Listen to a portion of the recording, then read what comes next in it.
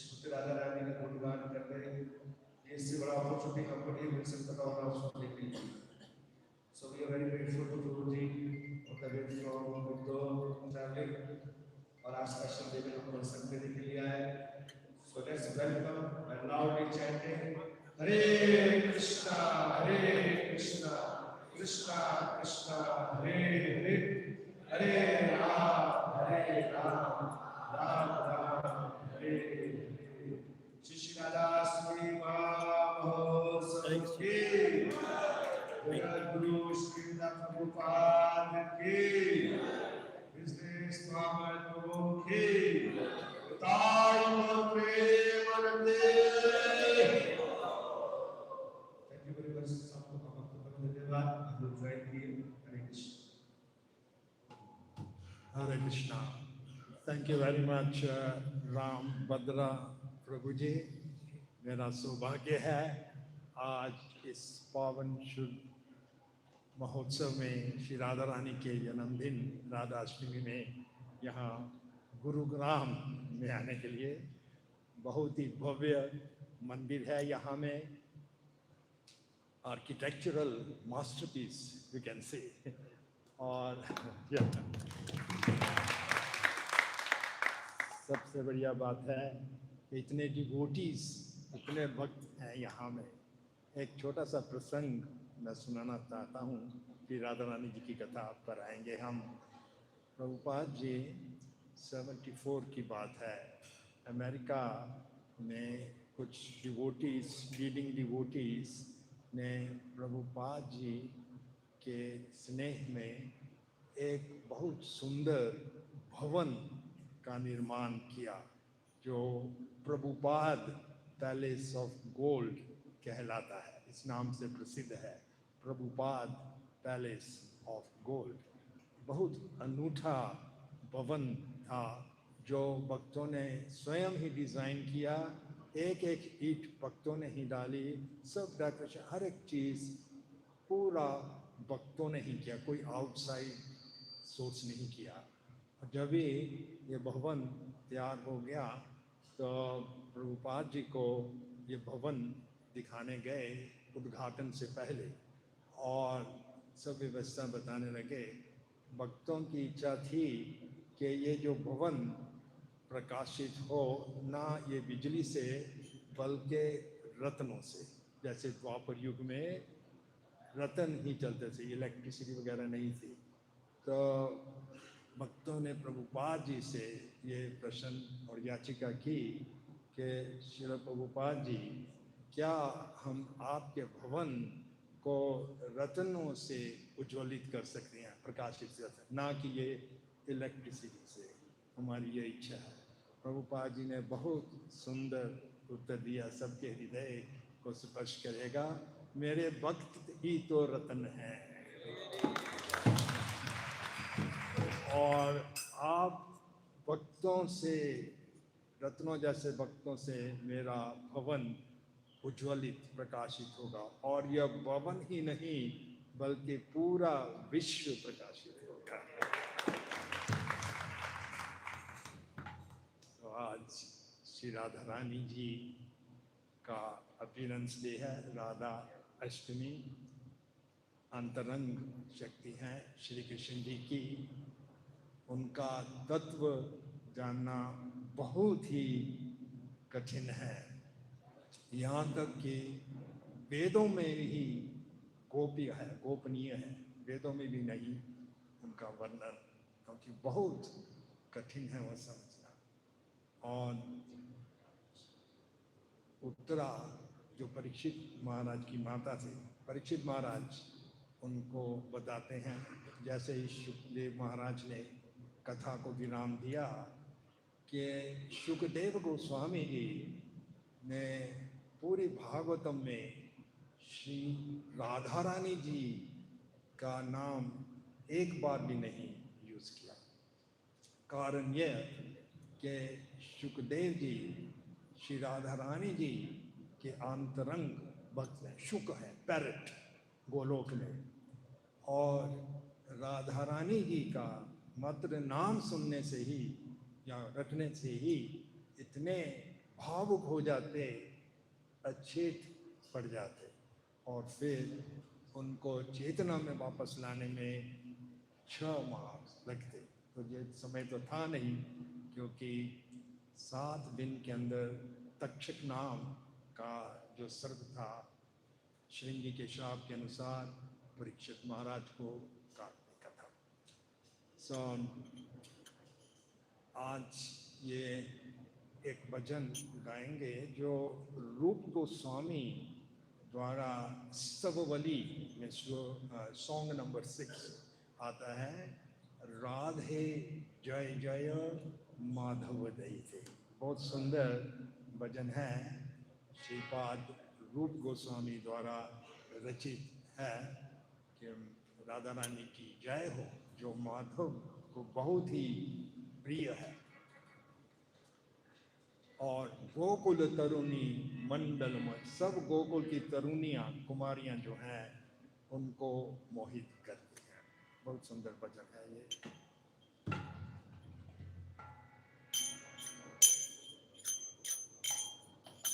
राधे जय जय माधव दई थे,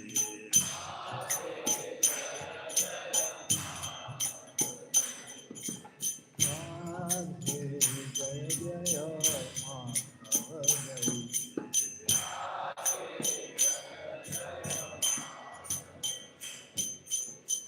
गोकुल तरुणी मंडल मोहिते,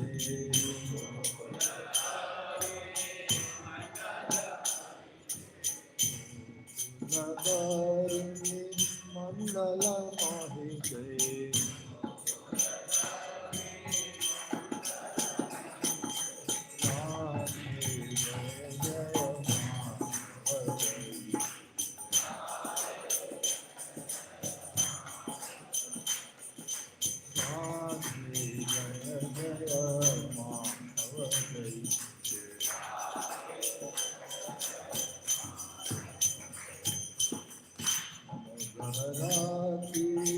वर्धन वेशे हरि गोविंदारि विनेशे,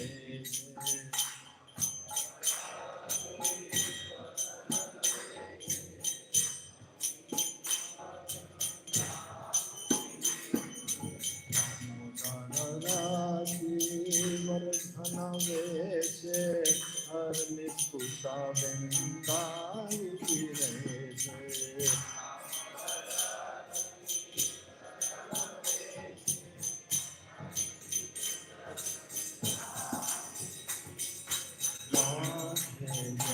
जय माधव दई,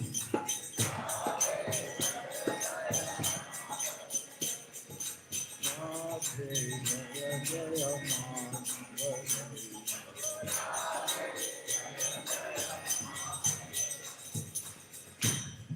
मुरारी नवश्यति लेखे, ललिता कपि गुण रमित विभाते,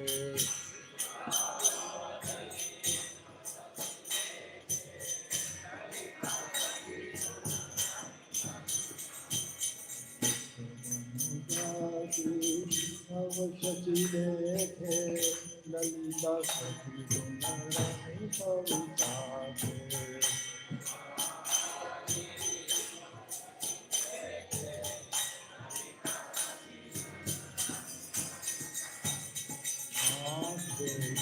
जय माधव दई,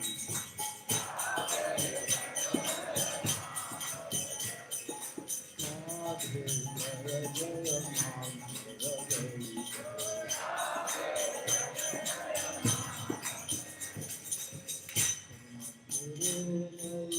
करुणा करीते, जनक समापन वनिता करीते,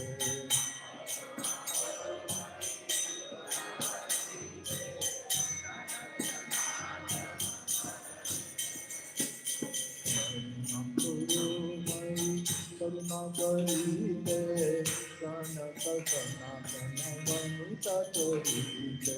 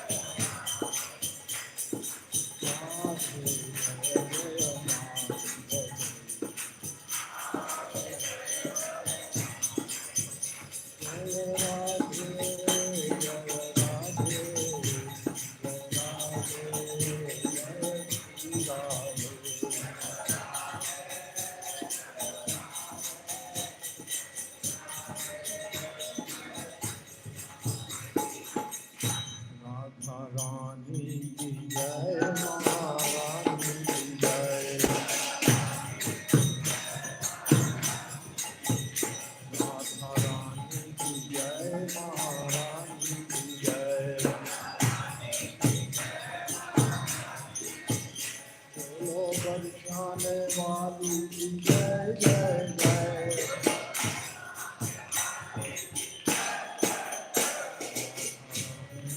जय महारानी की जय। राधा रानी की जय, महारानी की जय।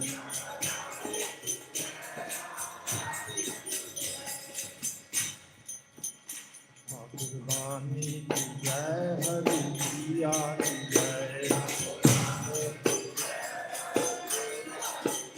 ठाकुर रानी की जय, हरि प्रिया की जय।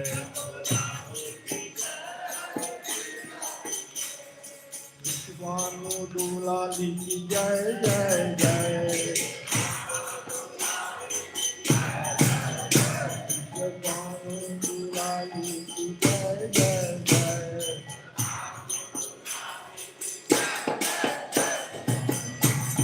जय महारानी की जय।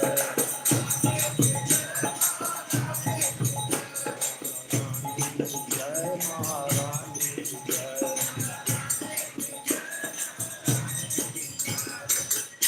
गौरंगी की जय, हे मंगी की जय। गौरंगी की जय, हे मंगी की जय। गजराज कुमारी की जय जय जय। राधा रानी की जय, महारानी की जय।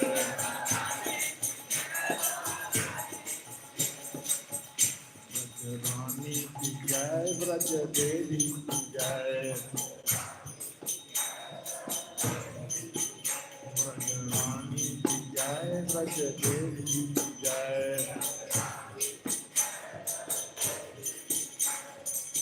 पर बनवाली की जय जय जय। राधारानी की जय, महारानी की जय। राधारानी की जय, महारानी की जय। जय श्री श्री राधा रानी की जय। एक बार राधा रानी जी का प्रणाम मंत्र बोलेंगे। तप्त कंचन गौरांगी राधे वृंदावनेश्वरी विश्वानुसुते देवी प्रणमामि हरि प्रिये। श्री जगन्नाथ चरितामृत आदि लीला में चौथे अध्याय में श्री राधा रानी जी का काफ़ी विस्तार से वर्णन किया गया है। तो एक श्लोक जो काफ़ी प्रसिद्ध श्लोक है, ये बृहद गौतमी तंत्र नाम के ग्रंथ से है। ये श्लोक नंबर 83, चैप्टर 4 श्लोक नंबर 83 बृहद गौतमी तंत्र से ये कोट किया है।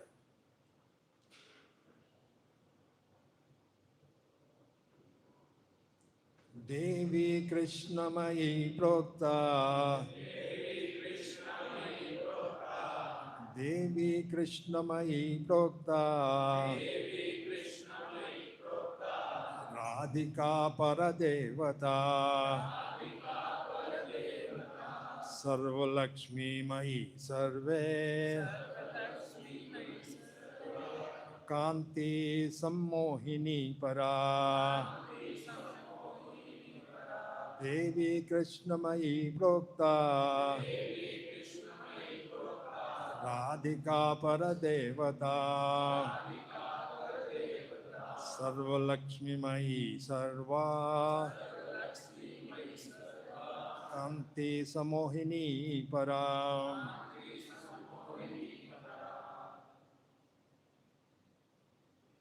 देवी कृष्णमयी प्रोक्ता,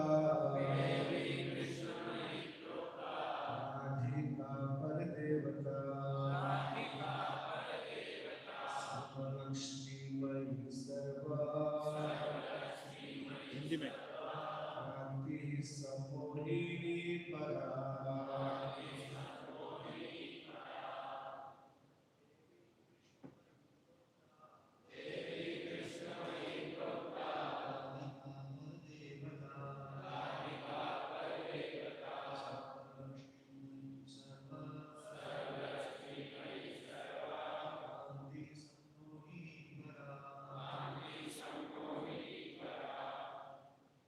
माता जी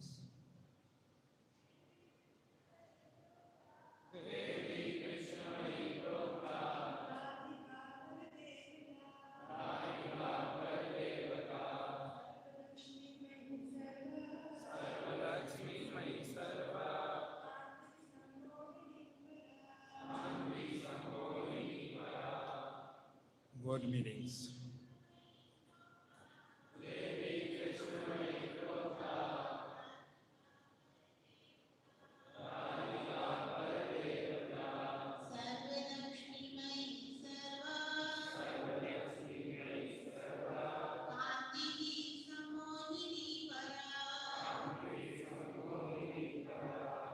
देवी जो चमकती है, कृष्णमयी, भगवान कृष्ण से अभिन्न,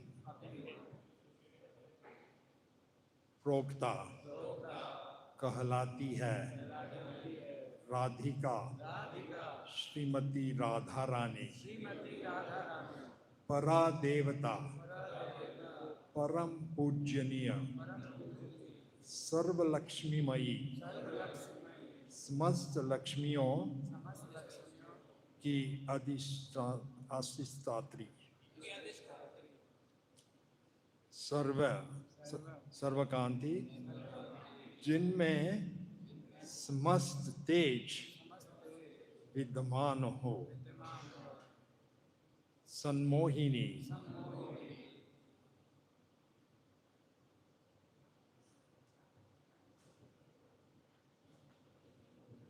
जिनका चरित्र भगवान कृष्ण को पूर्णतः मोहग्रस्त कर देता है।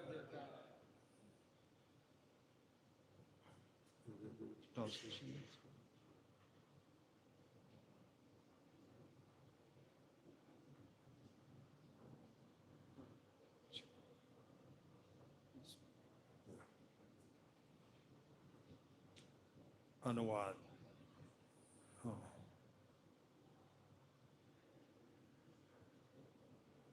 अनुवाद।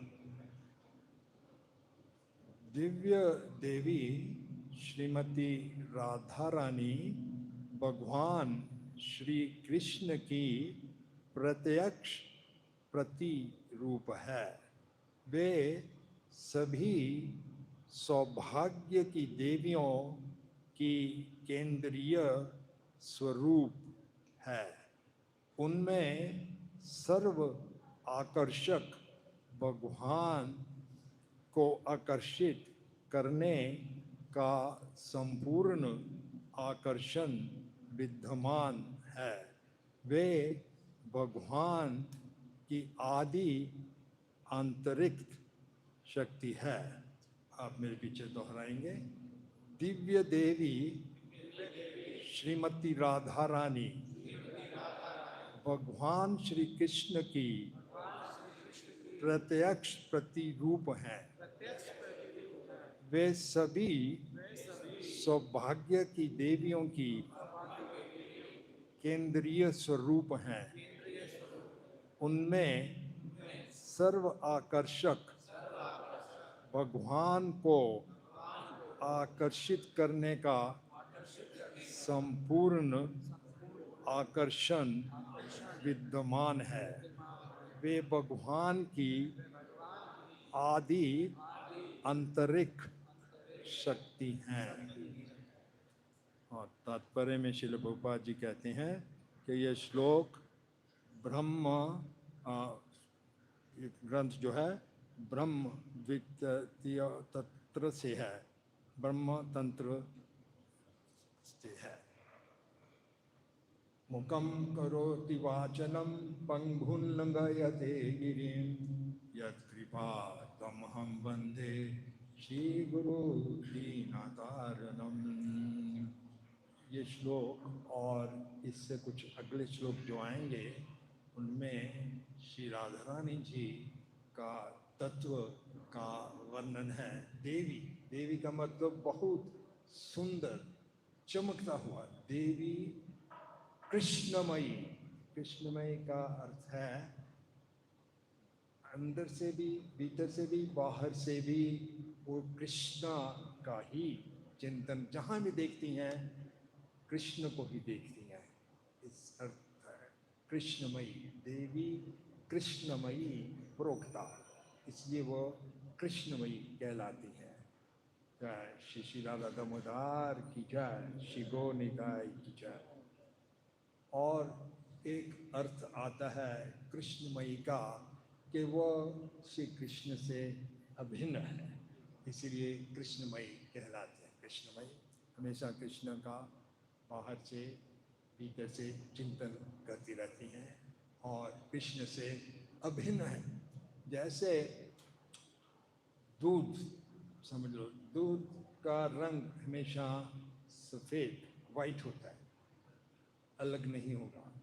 हिरनी का जो मुश्क होता है, सुगंध, वो हिरनी से अलग नहीं कर सकते। एक आग, अग्नि का तेज, वार्मथ जो गर्मी देगी, वो अलग नहीं कर सकते। वैसे ही श्री राधा और कृष्णा अलग नहीं होते कभी, अभिन्न है। कृष्ण जी अनादिकाल से विलास करने के लिए, लीलाओं का स्पान करने से उन्होंने अपनी शक्ति श्री राधा रानी जी को प्रकट किया। वैसे एक ही है, कृष्ण और राधा एक ही है। राधा कृष्णा एक दुई शरीर धरी, लेकिन दो शरीर धरते हैं ताकि विलास हो जाए। और श्री कृष्ण जी का जो मर्सी फीचर है, श्री कृष्ण जी की कृपा जो है, हमें श्री राधा रानी जी के माध्यम से मिलती है। श्री कृष्ण जी का कृपा स्वरूप है, प्रेम स्वरूप है। श्री राधा रानी जी वो माध्यम है जिससे श्री कृष्ण जी हमारी भक्ति स्वीकार करते हैं। इसलिए भगवद गीता में भगवान कहते हैं, महात्मनस्तु माम पार्था देवीं प्रकृतिम आश्रिता। जो महात्मा है वो देवी प्रकृति, देवी प्रकृति श्री राधा रानी है। जैसे कोई बहुत इम्पोर्टेंट व्यक्ति हो, प्राइम मिनिस्टर, प्रेसिडेंट या कोई भी हो बड़ा, उनको मिलना हो तो आसान बात नहीं होती, लेकिन उनका कोई परिचित हो, उसके माध्यम से जाएं तो हम प्रेसिडेंट हो, जब कितना भी बड़ा क्यों ना हो, आसानी से पहुंच सकते हैं। तो वैसे ही हम श्री राधा रानी जी की शरण लें तो बहुत सरलता से कृष्ण जी के पास पहुंचे। राधा रानी जी, जब भी हम कोई भी छोटा सा तुच्छ सा भक्त भी जाए राधा रानी जी के पास, कोई पुष्प फल कुछ भी ऑफर करे, राधा रानी समझती है ये तो कितना बड़ा भक्त है, मेरे से भी बड़ा भक्त है। राधा रानी जी का ये भाव, और श्री कृष्ण जी को रिकमेंड करती हैं, ये बहुत अच्छा भक्त है, इसको ले लो। ऐसी कृपा है राधा रानी जी की। कृष्ण जी की कृपा राधा रानी के माध्यम से ही हमें मिलती है। और जैसे हमने कहा, ये राधा रानी जी का तत्व जो है समझना आसान नहीं है, बहुत मुश्किल है। ऐसा भी आता है कि अनंत शेष जो श्री कृष्ण जी का गुणगान अनंत काल से कर रहे हैं और एक भी गुण दोहराते नहीं हैं, वो भी श्री राधा रानी जी के गुणगान करने में असमर्थ है। और स्वयं श्री श्याम सुंदर जी ही हैं जो राधा रानी जी के गुण समझ पाते हैं, क्या है राधा रानी, उनकी ग्रेटनेस, महत्व क्या है राधा रानी जी। वो मात्र श्री श्याम सुंदर जी है, कृष्ण ही, लेकिन वो भी समझ तो पाते हैं राधा रानी जी के, लेकिन उनका वर्णन नहीं कर पाते। इसलिए चैतन्य चरितामृत में लिखा है कि वो श्री चैतन्य महाप्रभु जी के रूप में आते हैं, ताकि सबको श्री राधा रानी जी की महानता सबके सामने उनका वर्णन किए। राधा कृष्ण एक ही है, लेकिन अनादिकाल से दो रूप उन्होंने लिए, दो रूप में प्रकट हुए विलास करने के लिए। और ये जो हम हरे कृष्णा महामंत्र का जाप या कीर्तन करते हैं, ये हरे जो है संबोधित करता है श्री राधा रानी जी को ऐसे, क्योंकि राधा रानी जी का एक नाम है हरा, क्योंकि अपनी भक्ति से वो श्री कृष्ण जी को हर लेती है। एक नाम और भी है राधा रानी जी का, कृष्ण जी का नाम है मदन मोहन, तो राधा रानी जी का नाम है मदन मोहन मोहिनी, मदन मोहन को भी मोहित कर लेती है। एक दूसरा नाम है हरा, सेम मीनिंग, कृष्ण जी का मन अपनी भक्ति से हर लेती है। सो वही हरा जो है वो वाक्य में, जैसे सीता हो तो वाक्य में सीते, विशाखा हो तो विशाखे, ललिता हो तो ललिते, सो ऐसा हो जाता है। राधा हो तो राधे। सो वैसे ही हरा जो नाम है राधा रानी का, वो हरे वाक्य में आ जाता है। सो ये जो हम हरे कृष्णा कृष्णा कृष्णा हरे हरे, हरे राम राम हरे हरे, ये महामंत्र का जो हम जाप करते हैं, इसका अर्थ ये है, ये एक राधा रानी जी से प्रार्थना है हरे, कि हमें श्री कृष्ण जी की भक्ति में उत्साहित करो, हमें इंकरेज करो भक्ति में जोड़ो। हरे, यही हरे कृष्णा महामंत्र का मीनिंग है। हमें लीलामृत से यह जानना आता है कि प्रभुपाद जी के पिताश्री श्री गौर मोहन डे, वो बहुत से साधुओं को अपने घर में बुलाया करते थे। कई साधु जेन्युइन भी थे, कई ऐसे ही बेच डाल के साधु का भी आ जाते थे, लेकिन गौर मोहन डे सबको स्वीकार करते थे और सबको बहुत अच्छी तरह से उनको बुलाते थे, मान सम्मान करते, और एक ही आशीर्वाद चाहते कि मेरे पुत्र अभय को राधा रानी जी की कृपा मिले। यही हमेशा यही राधा रानी जी की कृपा, हमेशा यही प्रार्थना करते थे। और श्री राधा रानी जी, हालांकि कृष्ण जी आत्मा राम हैं, लेकिन राधा रानी जी के बगैर उनको आनंद नहीं आता, इसलिए वो प्लेजर पोटेंसी या आह्लादिनी शक्ति कहलाती है। इतने राधा रानी जी प्रिय होने के बाद भी, श्री कृष्ण जी को प्रिय होने के बाद भी, और भक्त शिरोमणि होने के बावजूद भी राधा रानी जी बहुत हम्बल है। एक राधा रानी जी के मुख से प्रसंग आता है जिससे हम समझ सकते हैं कि राधा रानी जी हालांकि सबसे ऊंची भक्त हैं, फिर भी वो याचिका करती हैं श्री कृष्ण जी से कि उनकी भक्ति बढ़ती जाए। ये भाव जो है राधा रानी जी का, ये सिख शास्त्र में आता है 8वें श्लोक में, और अंत लीला चैतन्य चरितामृत में श्री कृष्णदास कविराज जी ने इस श्लोक पर व्याख्या की है, जहाँ में श्री राधा रानी जी के मुखारविंद से एक बहुत सुंदर प्रसंग आता है। श्री राधा रानी जी एक कथा सुनाती हैं।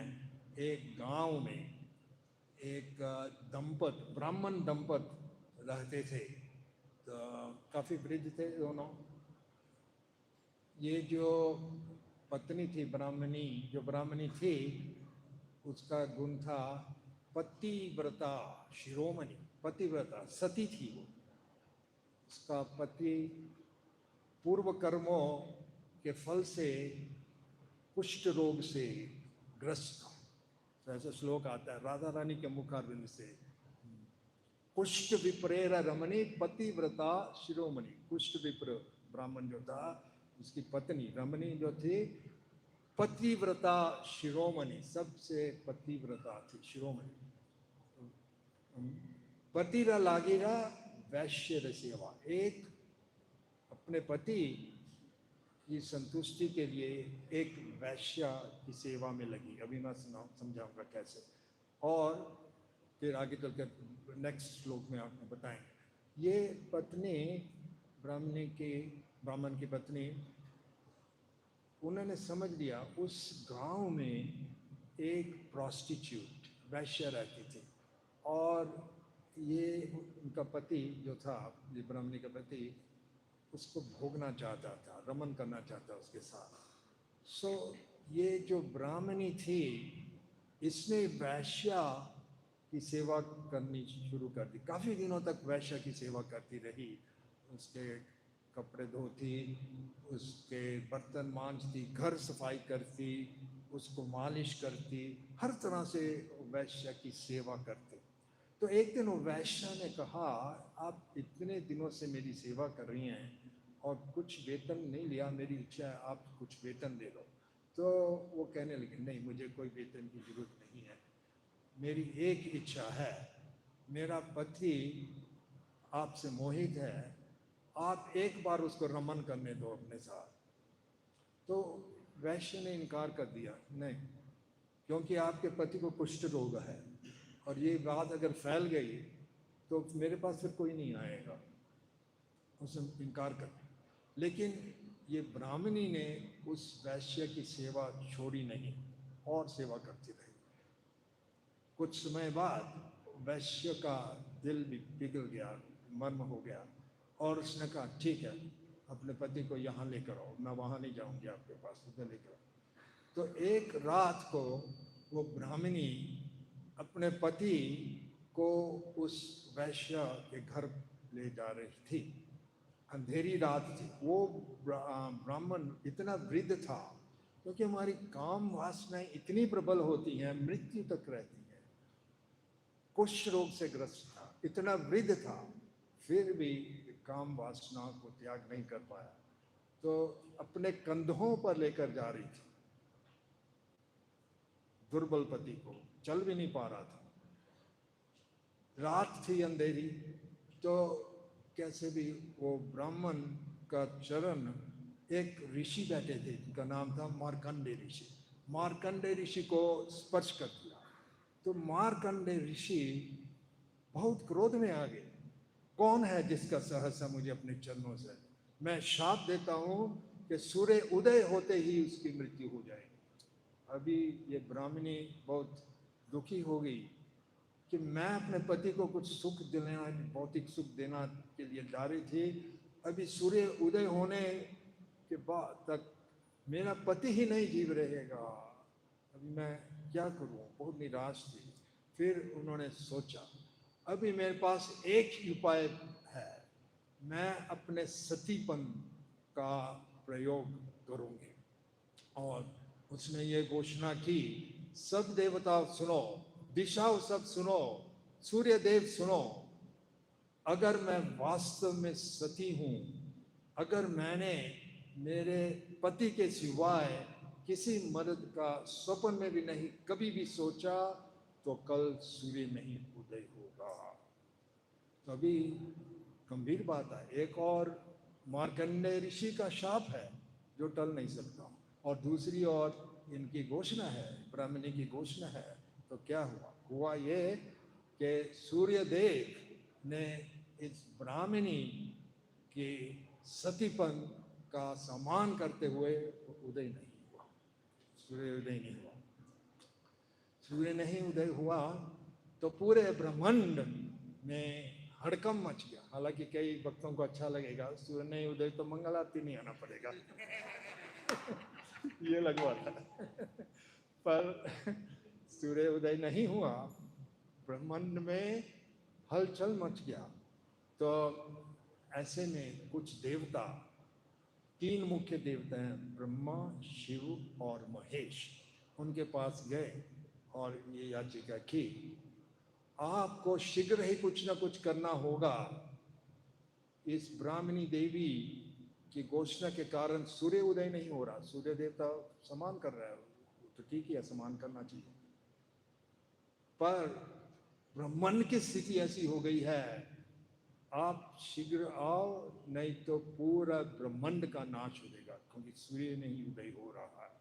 तो तीनों देवता ब्रह्मा, विष्णु और महेश प्रकट हुए जहाँ ये ब्राह्मणी थी, और उनसे अनुरोध करने लगे, देवी आप अपनी घोषणा वापस ले लो, ब्रह्मांड का नाश होने वाला बहुत नजदीक है, आप घोषणा वापस ले लो। लेकिन वो ब्राह्मणी कहने लगी, ब्रह्मांड का नाश हो कुछ भी हो, मुझे मतलब नहीं है, मैं अपने पति की मृत्यु नहीं देख सकेगी, वो नहीं सह पाऊंगी। तो भगवान विष्णु वहीं थे, तो उन्होंने उनको आश्वासन दिलाया, देवी देखो ये तो निश्चित है कि आपकी घोषणा वापस लेने से सूर्योदय हो जाएगी, सूर्योदय होने से आपके पति की मृत्यु हो जाएगी, क्योंकि मार्कंडेय जी का शाप टल नहीं सकता। लेकिन मैं हूं ना यहाँ में, आपके मृत्यु पति को मैं जीवित कर दूंगा, क्योंकि भगवत गीता में क्या कहते हैं भगवान, जीवनम सर्वभूतानाम, सब प्राणियों में मैं ही तो प्राण हूं, तो मैं उसको वापस जीवित कर दूंगा। तो जैसे उस ब्राह्मणी देवी को आश्वासन मिला ऐसा भगवान विष्णु का, तो उन्होंने अपनी घोषणा वापस ले ली, और घोषणा वापस लेते ही सूर्य उदय हो गया। सूर्य उदय होते ही पति की मृत्यु हो गई, लेकिन भगवान विष्णु वहां खड़े थे, उन्होंने वापस उसको जीवित कर दिया, जीवित ही नहीं कर दिया बल्कि उसको शरीर को यौवन बना दिया और कुष्ठ रोग भी दूर कर दिया। तो हम सब ये प्रश्न पूछेंगे, ये प्रसंग राधा रानी जी क्यों सुना रही है? ये भी बहुत दिलचस्प बात है। ये राधा रानी जी के मुखारबिंद से आया है श्लोक। ये प्रसंग राधा रानी जी इसलिए सुनाती हैं। राधा रानी जी कहती हैं कि जैसे कि इस पतिव्रता ब्राह्मणी के अपने पति के प्रति स्नेह के कारण सूर्य नहीं उदय हुआ और अपने मृत पति को प्राण दिला दिया, क्योंकि बल किसका था? सतीपन का, उसका सतीपन। तो राधा रानी कहती हैं कि मेरी भक्ति यानी राधा रानी की भक्ति कृष्ण जी के प्रति ऐसी हो, ये एग्जाम्पल देकर श्री राधा रानी जी कहते हैं। और चैतन्य महाप्रभु जी भी 8वें श्लोक में शिक्षास्त्र में यही कहते हैं कि आश्लिष्यवा पदरतम पिनस्तुमाम दर्शनम मर्महतम करोतु वा यथा तथा विदधातु लंपतो मत प्राणन। चाहे मेरा आलिंगन करो, राधा रानी जी के भाव में चैतन्य महाप्रभु जी कहते हैं आश्लिष्या, या फिर अपने पैरों के नीचे मुझे कुचल दो, या फिर मेरे हृदय के हजारों टुकड़ों कर दो। हृदय मेरे दर्शन नहीं देने से मेरे हृदय मत प्राणनाथस्तु स एव ना परा, आप मेरे प्राणों के नाथ हमेशा रहेंगे। राधा रानी के भाव में चैतन्य महाप्रभु जी यह कहते हैं, और यही प्रसंग श्री राधा रानी जी सुनाती हैं। और फिर 10वें स्कंद में ये अभी शॉर्ट में ही बता रहे हैं, जब भी रसलीला छोड़कर श्री कृष्ण जी चले गए थे तो सभी गोपियाँ बहुत परेशान थी, ढूंढ रही थी। श्री राधा रानी जी भी उनको ढूंढ रही हैं। ऐसा नहीं समझती राधा रानी कि मैं बहुत बड़ी हूँ, बहुत ऊंची हूँ, बल्कि अपने आप को दासी मानकर वो कहती हैं। ये सुंदर श्लोक बोलती हैं कि हे कृष्ण रमन प्रेष्ठा क्वासी क्वासी महाभावो दासी ते कृपण में सखे दर्शिता सन्निधम। राधा रानी जी अपने आप को एक दासी मान करके, मैं तो आपकी दासी हूँ, मुझे आप दर्शन दीजिए। भक्ति सिद्धांत सरस्वती ठाकुर जी कहा करते थे कि हम राधा रानी के भक्त हैं। All Gaudiya Vaishnavas, we are actually devotees of Radha Rani, Shrimati Radha Rani जी। और उनका कहना है, भक्ति सिद्धांत सरस्वती ठाकुर जी का ये कहना है कि ऐसा नहीं कि हम राधा रानी जी की पूजा या शरण इसलिए लेते हैं कि वो कृष्ण को प्रिय है, बल्कि हम कृष्ण की शरण इसलिए लेते हैं क्योंकि वो राधा रानी जी को प्रिय है। राधा रानी जी को प्रिय हैं कृष्ण जी, इसलिए हम कृष्ण जी की शरण में आते हैं। भक्ति सिद्धांत सरस्वती ठाकुर हमारे परम गुरु के वाक्य हैं। और राधा रानी जी के गुण कुछ जो हम समझ पा रहे हैं, जो हमारे आचार्यों ने भी हैं, जैसे रूप गोस्वामी जी, सनातन गोस्वामी जी, सद गोस्वामी जी। जब तक हमारे में सद गोस्वामियों का भाव नहीं आएगा, तब तक हम राधा रानी जी को समझ नहीं पाएंगे।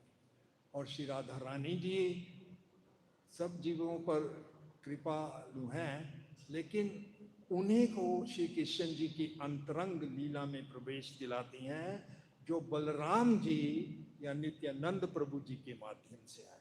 इसलिए हमें नित्यानंद प्रभु जी जो गुरु के प्रतिनिधि हैं, समस्त गुरु, टोटल गुरु हैं, के रिप्रेजेंटेटिव हैं, उनके माध्यम बलराम जी या नित्यानंद प्रभु के माध्यम से जो जीव जाएंगे, उन्हीं को श्री कृष्ण जी की अंतरंग लीलाएं जो हैं वो लोक वृंदावन में प्रवेश दिलाती हैं। और उनके गुण में कई गुण, नेक्टर ऑफ डिवोशन, हरिभक्ति विलास, कई अन्य शास्त्रों में बताए गए हैं। एक उनका गुण है कि वो बहुत अच्छे कुक हैं, बहुत उत्तम कुक हैं, श्रेष्ठ कुक हैं। इसलिए जगन्नाथ जी का मंदिर जो है, हम सब ने देखा, वहाँ की किचन जो है, कई लोग कहते हैं 500 कुक हैं, कई बोलते हैं ज़्यादा, और भी ज़्यादा, जो भी है, पर हेड कुक जो है श्री राधा रानी। और उनकी सब विलास हैं, एक्सपांशंस हैं, विस्तार हैं, चाहे लक्ष्मी जी हो, सब लक्ष्मियाँ, आज इस श्लोक में पढ़ा है, सभी लक्ष्मियों जी का स्रोत हैं राधा रानी जी। सभी श्री कृष्ण जी की जो रानियां हैं, महारानियां हैं, उनका भी स्रोत राधा रानी जी हैं। और जो गोपियां हैं व्रज में, उनका भी स्रोत श्री राधा रानी जी हैं।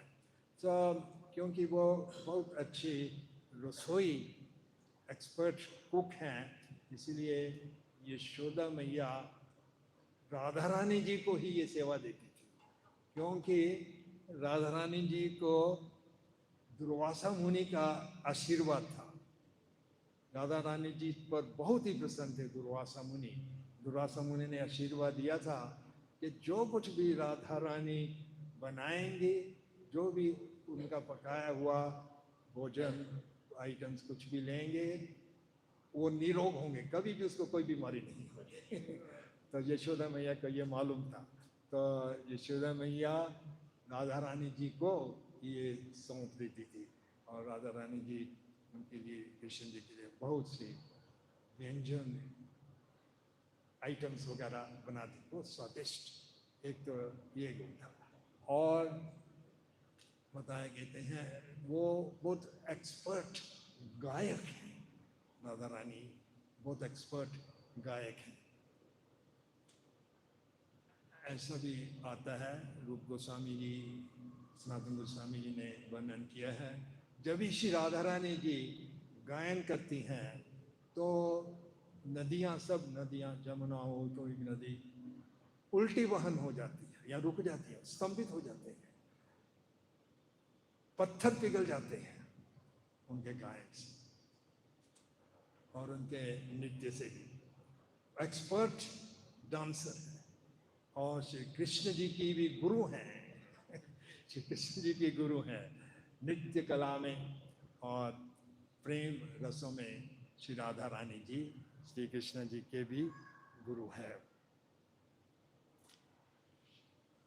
बहुत अद्भुत लीलाएं हैं श्री राधा रानी जी की अपने भक्तों के साथ। एक लीला ऐसी आती है, ये वृंदावन में ही नंदगांव के पास, आपने कई डिवोटीज किए होंगे, नंदगांव परिक्रमा जब भी हम जाते हैं के पास एक स्थान है जिसका नाम है तेर कदम। तेर कदम शायद आप दर्शन किए होंगे।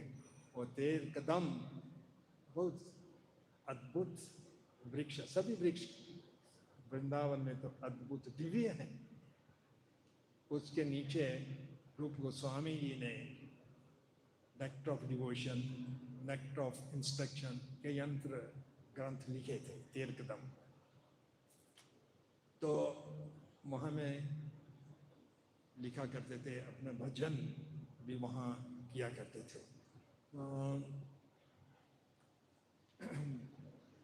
एक दिन रूप गोस्वामी जी को एक ऐसा समाचार मिला कि उनके बड़े भैया सनातन गोस्वामी जी आने वाले हैं उनको मिलने के लिए। तो रूप गोस्वामी जी बहुत ही प्रसन्न हो गए, मेरे भैया, मैं इनको बहुत समय से नहीं मिल पाया, आ जाएंगे, मैं बहुत ही प्रसन्न हूँ।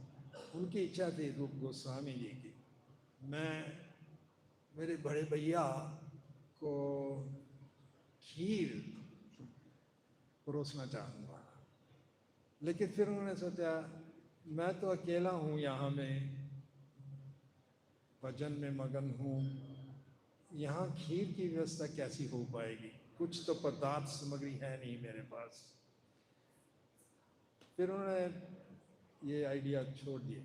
लेकिन कुछ ही समय के बाद एक छोटी सी गुड़िया आई और गुड़िया कहने लगी, गोस्वामी जी, मेरी माता ने ये लोटे में दूध दिया है और थोड़ा चीनी और ये कपूर और राइस चावल दिए है। मेरी माता कहती है कि आप खीर बना लो और आपके गोपीनाथ जी का डेटीज को आप भोग लगा दीजिए। तो रूप गोस्वामी जी उस छोटी सी गुड़िया को कहने लगे, देखो बेटी, मैं एक त्यागी हूँ, मेरे पास इसका समय नहीं है, तुम ही बना दो ना। तो कहने लगे ठीक है, मैं बना देती हूँ। कुछ ही देर में उन्होंने खीर तैयार कर दी। खीर तैयार हो गई और फिर रूप गोस्वामी जी ने वो खीर का भोग लगा दी, गोपीनाथ जी को भोग लगा दी। इतने में जैसे निवेदन लगाकर हटे ही थे, कुछ समय के बाद सनातन गोस्वामी जी, उनके बड़े भैया, वहाँ में पहुँच गए और दोनों को आप एक दूसरे से मिलकर बहुत ही प्रसन्नता हुई, दोनों ही बहुत खुश थे। और फिर रूप गोस्वामी जी ने कहा, बड़े भैया, मैंने आज आपको मेरी इच्छा है कि खीर परोसनी है आपको। बैठे सनातन गोस्वामी और रूप गोस्वामी जी ने खीर परोसनी शुरू की। और जैसे ही सनातन गोस्वामी जी ने एक स्वाद ही लिया खीर का, उनको ऐसा अनुभव, ये तो अलौकिक है, ये तो यहाँ ये जगत की खीर नहीं है, तो अमृत है। तो उन्होंने पूछा रूप गोस्वामी से, भैया ये तो दिव्य अद्भुत खीर है, अलौकिक है, इसका टेस्ट तो अलौकिक है, इस जगत का है ही नहीं, अमृत है। तो बताओ तो सही भैया, ये खीर किसने बनाई, कैसे बनाई? फिर रूप गोस्वामी जी ने सब बताया। मैं भजन में लगा हुआ था, मेरी इच्छा थी आपको खीर परोसने की। एक गुड़िया आई, कहने लगी माता ने भेजा है, तो मैंने उसको बोला तुम ही खीर बना दो। तो उसने खीर बनाई। तो जैसे सनातन गोस्वामी जी ने रूपा मेरे भैया, आपने नहीं पहचाना, वो गुड़िया तो श्री राधा रानी थी। आपने उनसे सेवा ली। सब उनके भक्तों के साथ राधा रानी जी का, रानी जी के अपने भक्तों के साथ बहुत ही अद्भुत दिव्य लीलाएं हैं। सो एक राधा रानी के जन्म के बारे में प्रसंग सुनाकर फिर आज कथा को विराम लेंगे। अन्य कल्पों में राधा रानी जी के जन्म के बारे में अन्य डिस्क्रिप्शंस दी गई हैं। जो सबसे ज़्यादा प्रचलन है वो बताया गया है कि विभुश्वान सूर्यदेव की बहुत इच्छा थी कि उनके परिवार में श्री राधा रानी जी प्रकट हो। उन्हें बहुत तपस्या की, घोर तपस्या की इसके लिए, और शिव जी ने उनको वरदान दिया। ठीक है, फिर विवस्वान ही आए, विश्वभानु के रूप में आए, और उनकी पत्नी का नाम था भानु, कीर्तिदा। उधर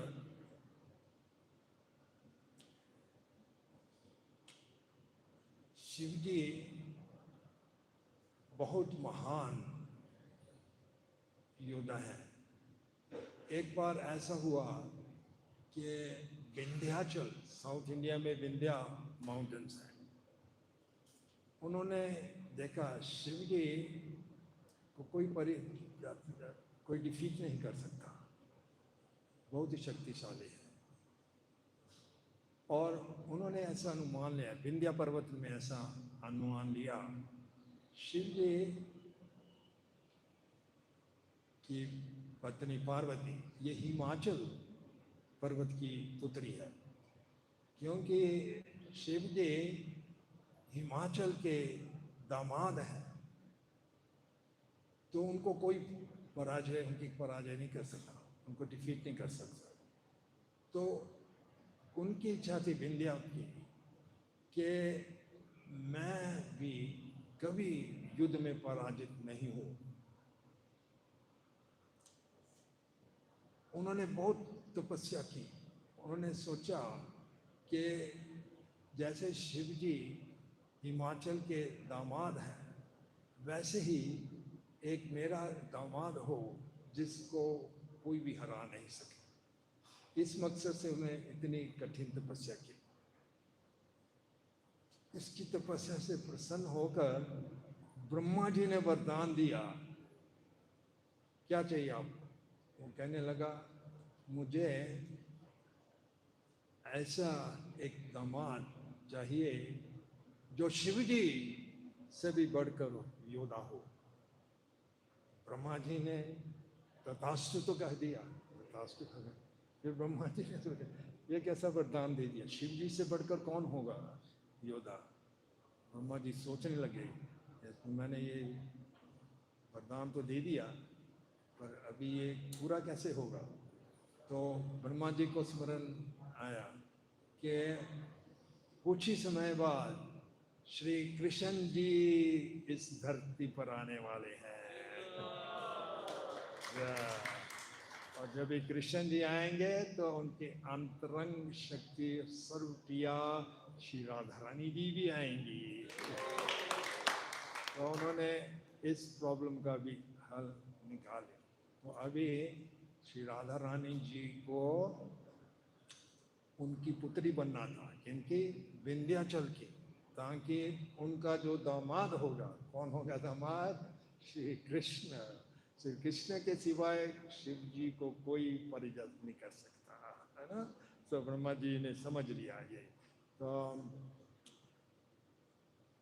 वास्तव में ऐसा हमारे शास्त्र में टिप्पणी दी है कि ये जब भी श्री कृष्ण, वसुदेव कृष्ण कंस के कारागार में प्रकट हुए, उन्होंने कहा वसुदेव को, आप मुझे, ये मेरा बाल स्वरूप है, गोकुल में छोड़ दीजिए।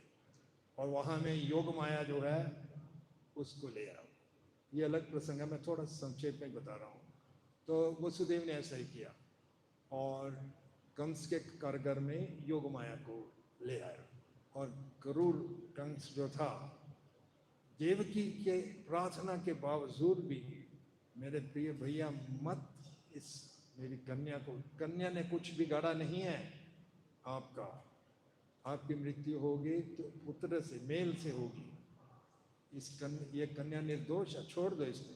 लेकिन कंस सुनने वाला नहीं था, उसको टांगों से पकड़कर पत्थर पर मारने लगा। वो छोड़कर आकाश में चली गई। वो देवी थी, योगमाया की एक्सपेंशन, महामाया। उस समय उस महामाया ने कंस को कहा, तेरी मृत्यु जो करेगा वो ऑलरेडी जन्म ले रहा है, आप इतने क्रूर मत हो देवकी।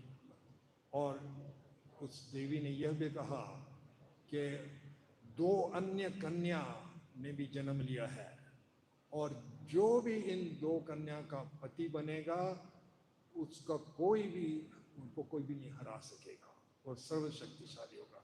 तो दुष्ट जैसे था कंस, उसका अलग ही विचार था। तो हम उस 2 कन्या के पति बन जाएंगे, क्योंकि देवी ने कहा है कि जो भी उनका पति होगा उसको कोई हरा नहीं सकेगा। तो उसने आदेश दिया, और आदेश दिया किसको? पूतना को।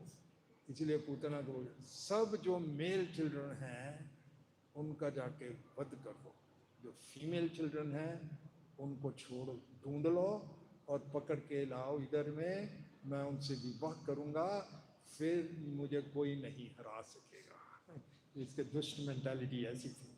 तो पूतना गई, आकाश मार्ग से गई और इधर देखा विंध्या पर्वत जो था, उसके पत्नी जो थी, एक्चुअली ये 2 कन्याएं जो थी, ये राधा रानी और चंद्रावली थी।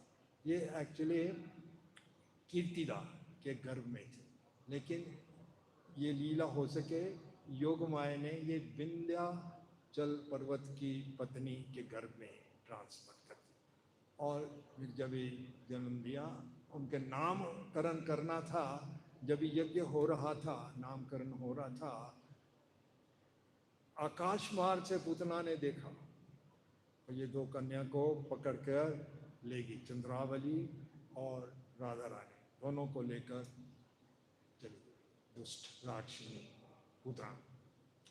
लेकिन ये दोनों, चंद्रावली राधा, ये तो अद्भुत दिव्य हैं और इतनी भारी पड़ गई पूतना को, पूतना ले नहीं पाई उनको। और फिर एक को पहले छोड़ दिया, चंद्रावली। वो एक नदी में गिरी, जहाँ भीष्म का नाम के एक राजा ने उनको आगे देखकर दिया, उनकी शरण में बनी वो। और जब वो ब्रज में पहुंची, ब्रज में जाती थी, तो राधा रानी जी को भी छोड़ना पड़ा, इतनी भारी हो गई थी तो यमुना जी में। और एक दिन जब विश्वभानु जा रहे थे, स्नान करने जा रहे थे, दोपहर का समय था, तो अचानक उन्होंने देखा एक लोटस फ्लावर, कमल का फूल उनको स्पर्श किया। वो बहुत हैरान हो गई, बहुत सुंदर 1000 पेटल्स वाला कमल का फूल स्पर्श किया और देखा उस कमल के फूल में एक बहुत सुंदर कन्या थी, छोटे से आकार की थी, बहुत ही सुंदर थी। और वो बहुत ही प्रसन्न हुए और तुरंत वो कमल के फूल को लेकर अपने घर पहुंचे, अपनी पत्नी कीर्तिदा को ये शुभ समाचार बताया। सब बहुत ही प्रसन्न हो गए। सौंदर्य पर बहुत सभी मोहित थे, राधा रानी थी। तो एक ही बात का दुख था वो कन्या जो थी उनकी आंखें बंद थी, एकदम बंद थी। इसी से कीर्तिदा और शुभानु और सब जो गोकुलवासी थे, ये घटना रावल में हुई थी, गोकुल के पास। इसी से बहुत चिंतित थे। लेकिन नारद मुनि जी आए और कहने लगे, आप एक उत्सव रखिए, सब ठीक हो जाएगा, सब ब्रजवासियों, सब गोकुलवासियों को बुलाओ। और कीर्तिदा विश्वभानु ने ऐसा ही किया। एक बहुत सुंदर वहाँ में उत्सव रखा और उस उत्सव में नंदलाल जी, यशोदा मैया और कान्हा, छोटे छोटे कान्हा भी आए। ये बातें चल रही थी यशोदा और कीर्तिदा में, इतनी सुंदर कन्या है, वो घर में मामलों में लगे हुई थी, बातें कर रही थी। इतने में छोटा सा कान्हा गए और इसमें थे, क्रेडल में थे, झूले में थे राधा रानी। और राधा रानी को हाथ कुछ स्पर्श किया, जैसे राधा रानी जी के हाथ, उनकी आंखें खुल गई। राधा रानी जी, क्योंकि राधा रानी जी ने गोलोक में यही शर्त ली थी कि मैं धरती पर भूमि में जन्म में पहले आपके ही दर्शन करूंगी। तो इस तरह से उन्होंने पहले दर्शन अपने प्रिय कृष्ण के किए। बहुत सुंदर अवसर था राधा अष्टमी का। बहुत सी और अद्भुत और दिव्य लीलाएं हैं। हमारे आचार्यों के आशीर्वाद से ही हम ये समझ पा सकते हैं। जैसे हमने कहा कि जब तक हम सर गोस्वामियों का भाव नहीं ग्रहण करते, उनका मूड हे राधे ब्रजदेव की चललिते, हे नंद सुनो कुता, ऐसा नहीं कि हम मटीरियली अटैच्ड रहे, ऐसा नहीं कि हमने तो राधा रानी के दर्शन कर लिए, नहीं, वो तो तड़पते हैं कि कब उनके दर्शन होंगे। हे राधे ब्रजदेव की चललिते, हे नंद सुनो कथा।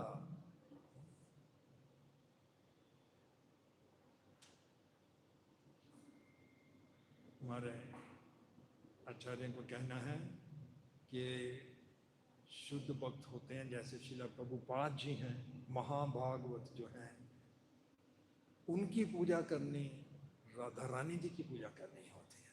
और राधा रानी जी की पूजा शुद्ध भक्त जैसे प्रभुपाद जी, उनकी पूजा करने के समान है।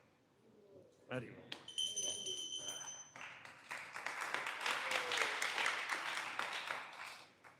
सभी पर श्री राधा रानी जी का, उनकी कृपा हो। आनंद से यही श्लोक जो हम पढ़े हैं, इसमें राधिका वर्ड यूज किया गया, राधिका। और राधिका इसलिए यूज किया है शब्द, हमारे आचार्यगण बताते हैं कि उनकी भक्ति सबसे टॉप मोस्ट है। राधा शब्द आता है राधना से, जो मूल शब्द है राधना, राधना से ये शब्द आता है राधा। और राधा का, राधिका, राधिका का मतलब है जो टॉप मोस्ट वर्शिपर है। राधिका जो सबसे टॉप मोस्ट वर्शिपर को राधिका कहते हैं। तो आज यहाँ में हम विराम लेंगे, लेकिन एक बहुत महत्वपूर्ण बात, राधा रानी जी का तो जन्म है ही आज, लेकिन आज एक और भी बहुत महत्वपूर्ण समझो घटना कहेंगे, या आज से यानी कि राधा अष्टमी के दिन से श्रील शुकदेव गोस्वामी जी ने श्रीमद् भागवतम का रचन शुरू किया था राधा अष्टमी से, और विराम दिया था भद्रा पूर्णिमा के दिन, जो 7 सितंबर। इसलिए हमारे लिए भद्रा पूर्णिमा बहुत इम्पोर्टेंट है, क्योंकि सुत गोस्वामी जी ने आशीर्वाद दिया है कि भद्रा पूर्णिमा के दिन जो भी श्रीमद् भागवतम का किसी को भी भेंट करेगा डायरेक्टली वैकुंठ जाएगा। तो ये भद्रा पूर्णिमा बहुत इम्पोर्टेंट है। राधा रानी का जन्म तो है ही, पर श्रीमद् भागवतम का भी समझ लीजिए जन्मदिन है उसी दिन, क्योंकि उसी दिन सुखदेव गोस्वामी जी ने ये रचना शुरू की थी श्रीमद् भागवतम की, और विराम दिया था भद्रा पूर्णिमा के दिन। ग्रंथराज श्रीमद् भागवतम की एक बहुत सुंदर प्रसंग कहे बिना मैं नहीं रह सकता। प्रभुपाद जी ने चिपीवाड़ा में ये भागवतम का फर्स्ट कैंटो जो है वो ट्रांसलेट किया, और वहीं से वो प्रिंटिंग भी अरेंज किए। स्वयं प्रभुपाद जी जाते थे। उनके फ्रेंड्स बताते हैं कभी कभी प्रभुपाद जी भोजन भी नहीं करते, भूखे रहते, पैसे बचाते ताकि प्रिंटिंग में लगा दें, बुक्स की प्रिंटिंग। ऐसा उन्होंने पैसे सेव करके कहीं ना कहीं से सेव करके फर्स्ट 3 वॉल्यूम्स ऑफ भागवतम चिपीवाड़ा, आप तो नज़दीक है, कभी भी जाकर देखिए, वहाँ में जाएंगे ऐसा एहसास होगा प्रभुपाद जी से विरह सेपरेशन। प्रभुपाद जी ने कितनी कैसी कैसी परिस्थितियों में एक ग्रंथ लिखे और वितरण किया और प्रचार भी किया। तो एक बार प्रभुपाद जी ने एक लेटर में लिखा है कि कभी कभी तो मैं नाश्ता भी नहीं लेता, वो ठीक है। और उसके बाद लिखा प्रभुपाद जी ने कि जो भी बुक्स प्रिंट करनी थी ओके प्रेस नाम की प्रेस, वहाँ मैं जाता था, तो पैसे बचाने के लिए रिक्शों में नहीं जाता था। ठीक है, अकेले जाना अलग बात है, पर प्रभुपाद जी बोलते हैं, लेटर में लिखा है, मैं जो पेपर था वो भी कभी कभी मैं सर पर लेकर जाता।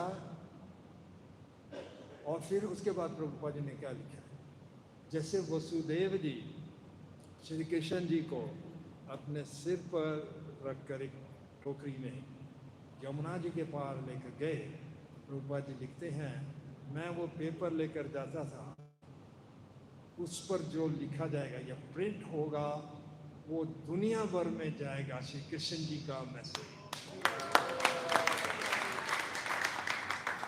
ऐसा सुनते हमारे को हंस आने लगे कि स्वयं प्रभुपाद जी ने हमारे लिए कितना कुछ किया।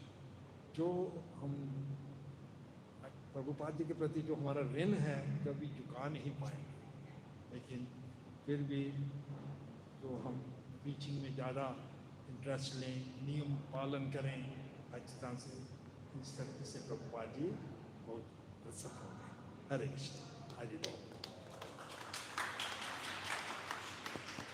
हरे कृष्णा। तो हम लोग प्रभु जी का बहुत बहुत आभार प्रकट करेंगे कि प्रभु जी आज इतने शुभ अवसर पे श्री राधा अष्टमी के दिन हम लोगों को अपना आशीर्वाद देने के लिए यहाँ पे आए। जैसे हम लोग सब समझ सकते हैं कि इस भगवान कृष्ण का ये साक्षात इंटरवेंशन हुआ, क्योंकि ऐसा पहले से प्लान नहीं था, और प्रभु जी का कृपा हो गया एकदम से गुड़गांव के भक्तों के ऊपर कि प्रभु जी आए और अपना संग प्रदान किए। जैसे हम लोग बोलते हैं राधा रानी को प्रसन्न करना है तो हमको कृष्ण भगवान के भक्तों का भक्ति करना है। तो यहाँ पे साक्षात श्रील प्रभुपाद के शिष्य श्रीमान महामंत्र प्रभु यहाँ पे पहुँच गए और हम लोगों को इतना आशीर्वाद दिए। तो हम लोग प्रभु जी का बहुत बहुत धन्यवाद करते हैं और बहुत कुछ सीख सकते हैं हम लोग। प्रभु जी अपना पूरा जीवन, मतलब होता है ना, जैसे हिजगेश रामबतपुर जी उदाहरण देते हैं कि हम सब लोग अपना जीवन अर्पित करते हैं, लेकिन अंगूर जब बिल्कुल मतलब होता है ना फिट होता है, मतलब तो यंग अवस्था में प्रभु जी अपना जीवन को प्रभुपाद के सेवा में लगा दिए और पूरा जीवन दे दिए। लेकिन स्टिल हम लोग देख रहे हैं कि प्रभु जी पूरा नोट्स देख देख के पूरा बता रहे, मतलब he so conscious about what he is saying. तो हम लोग के लिए बहुत बड़ा लेसन है कि प्रभु जी इतना डिटेल में, इतना इस क्लास को इतना सीरियसली हम लोगों को दिए। तो हम लोग प्रभु जी का धन्यवाद करेंगे एक बार जोर से हरे कृष्ण महामंत्र के साथ। हरे कृष्णा कृष्णा कृष्णा हरे हरे, हरे राम राम राम हरे हरे। और प्रभु जी के यहाँ आने से आज गुड़गांव के भक्तों का मान बढ़ गया। तो हम लोग प्रभु जी का सच में हृदय से आभार करते हैं प्रकट, और प्रार्थना करते हैं कि प्रभु जी आके हमको अपना संग देते रहें। प्रभु जी कितना सॉफ्ट बोलते हैं, इतना सॉफ्ट बोलते हैं कि किसी का हृदय को पिघला सकते हैं। तो हम लोग जैसे जिनका हृदय पाषाण हो चुका है, अगर प्रभु जी का एसोसिएशन मिलेगा तो हम लोगों का बहुत आभार होगा। प्रभु जी धन्यवाद। और बहुत सुंदर मंदिर प्रभु जी इंदौर में मना रहे हैं। तो हम लोग, आप लोग प्लान कीजिए कभी, अगर आप इंदौर जाते हैं तो उस मंदिर में जाइए, और हम लोगों को सबको मिल के उस मंदिर को कंप्लीट भी करना है। तो हम लोग धन्यवाद करते हैं प्रभु जी अपना संग दिए। और आज स्पेशल बर्थडे है अनीता माता जी का, सो अनादि अंशुमनपुर के ग्रुप से माता जी। सो आज भक्तों का प्रसादम माता जी ने स्पॉन्सर किया। तो हम माता जी को बोलेंगे आप आइए माता जी, और एक माला प्रभु जी के हाथ से हम माता जी को दिलवाएंगे। माता जी के प्रभु गजेंद्र प्रभु कहाँ हैं? यस प्रभु जी आप भी आ जाइए। जब तक माता जी यहाँ आती है, एक बात रह गई, राधा रानी जी की फेवरेट आइटम क्या है? अरबी। अरबी की सब्जी।